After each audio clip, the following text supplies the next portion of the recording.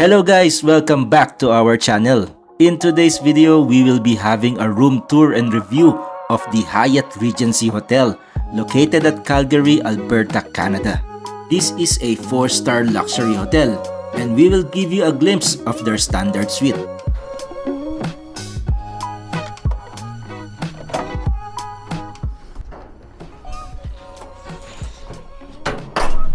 Yun guys, nandito na tayo sa loob ng Hyatt Regency Hotel.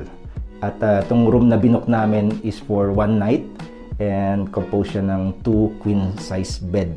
So bigyan namin kayo ng quick room tour dito sa binook namin. So on the left side, ito po yung kanilang washroom. Yan. Dito sa Canada mas sikat siya sa tawag na washroom. Sa Pilipinas much more on CR. Ito po, meron po tayong vanity mirror. Para siyang pang-artista. Yeah. And meron siyang parang maliit na orasan dito. Yan. So meron po siyang mga freebies na sabon, lotion, yan. Ganda po ng kanilang sink, stainless. And kapansin-pansin guys, meron po siyang drinking water faucet. So, hindi nyo na kailangan bumili ng water. So, safe na siya inumin. So, meron po siyang dalawang glass dito. May cotton swabs and shower cup. Nandito na po yung shower and bathtub. Yan. Ang ganda niya guys, para siyang marble design. Yan, meron po siyang mga libreng shampoo, conditioner, saka body wash. So, yan po yung overhead shower head. Ang tawag dyan? Shower head. Shower head. So, yung natin, may temperature na high or heat to cold. And in here, nandito naka-stack po yung mga towels. Yan, meron po tayong, ano ba to? Parang bath rug. Uy, meron pala sila guys na na anti-slip mat, which is very helpful kapag ilalagay nyo siya doon sa loob ng bathtub. Lagay natin, yan. Maganda siya guys kasi lalo na sa mga bathtub, may possibility na madulas kayo. It's a good thing for safety. So mayroon din siyang tissue dito and bathroom tissue. And nandito naman po yung trono. Yan. Medyo malayo siya doon sa bathtub, which is maganda. Meron din siyang parang partition. So, punta na tayo sa labas. Tingnan na natin yung kabuuan ng room. So, on this side, sa katapat ng bathroom, meron siyang parang hanging table. Yan. Siguro pwede niyo ilagay niyo dyan yung mga bags nyo, or kung meron kayong bisita, pwede ilagay niyo lang yung gamit dyan. So, in here, meron siyang sabitan ng mga coats or damit. And meron din pong mirror, full body mirror. And on this side naman, nandito naman po yung mga clothes hanger. Yan. And sa baba, ayun, nabubuksan siya guys. Ano yung nandito? Oop! Meron siyang extra na unan. Yan. Tapos meron pa yata dito guys, tingnan. Ayun. Meron siyang kabayo. Yan. Saka plancha. Yun. Close na natin. Oop. Ganda niya. Soft touch. Soft close. Soft close yata tawag yan Yung dahan-dahan na sumasara. Yan. Look at this guys. Oh.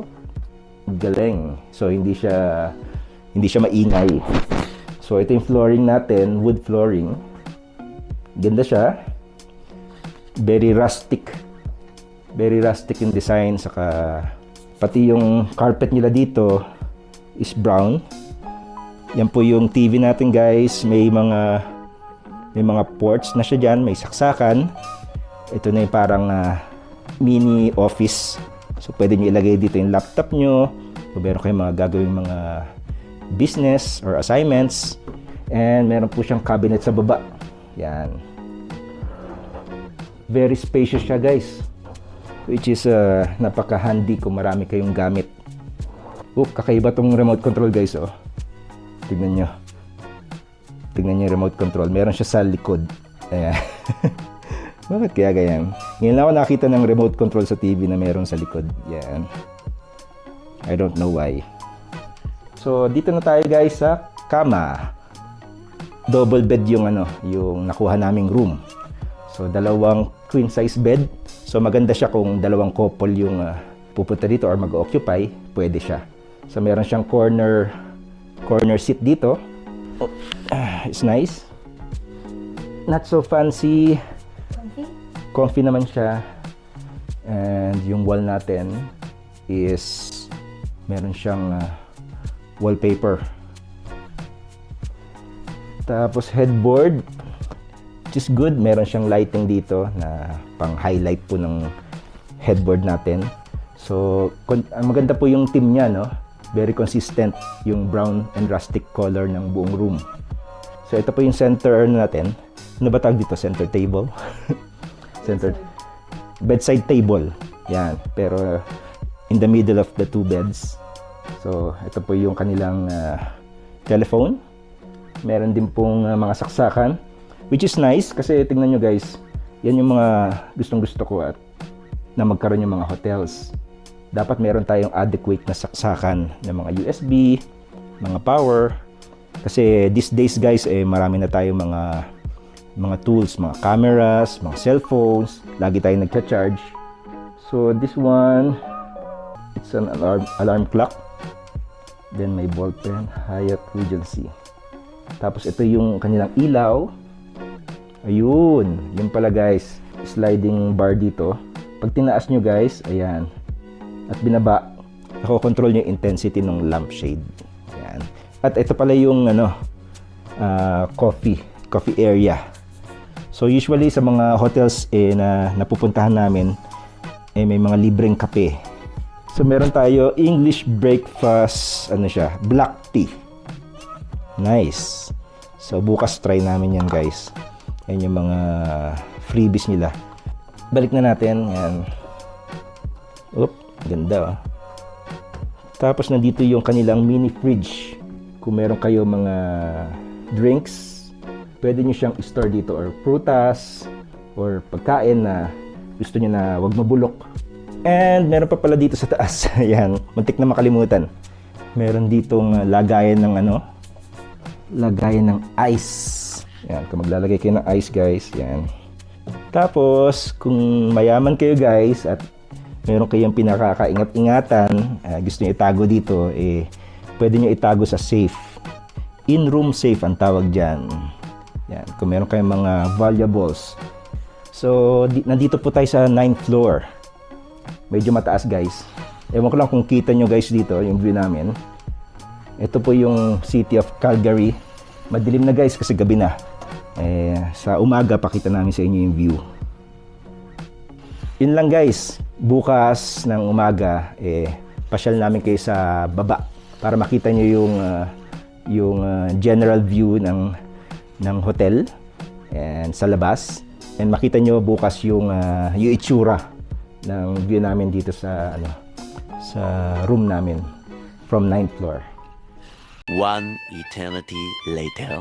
Ayan, umaga na guys, kaya nakikita nyo na po ang aming view. Tara guys, samahan nyo ako, baba tayo at papakita ko sa inyo ang mga facilities ng hotel.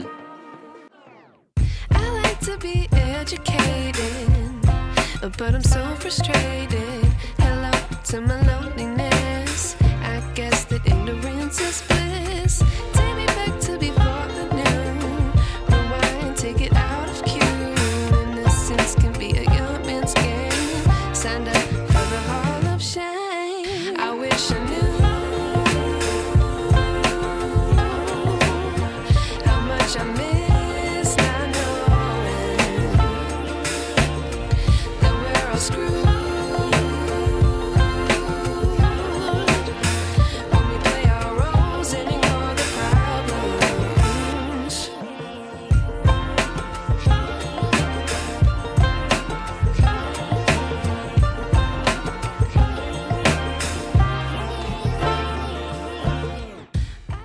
The tour is complete and we'll now move on to the hotel and room review along with our ratings. The hotel is in a prime location, so we're giving it a 9 out of 10. Located in downtown Calgary, within walking distance of major attractions like the Calgary Tower and Calgary Central Library. For the ambience, we give it an 8 out of 10. If you love city vibes, this place has that kind of ambience. There may be some city noise, but the overall vibe is still great. For customer service, we give it a perfect 10 out of 10. The staff are very friendly and helpful. They also have a nice looking website. Plus, they give lots of discounts to Hyatt loyalty members. For the freebies, we give it an 8.5 out of 10. We really enjoyed the complimentary coffee and tea, and the filtered tap water is a plus. Sadly, the parking is not free and pricey, but there are cheaper options nearby if you don't mind a short walk. For the utilities and facilities, we give it an 8.5 out of 10. Honestly, there's a lot to love here. The gym is well equipped and open 24/7.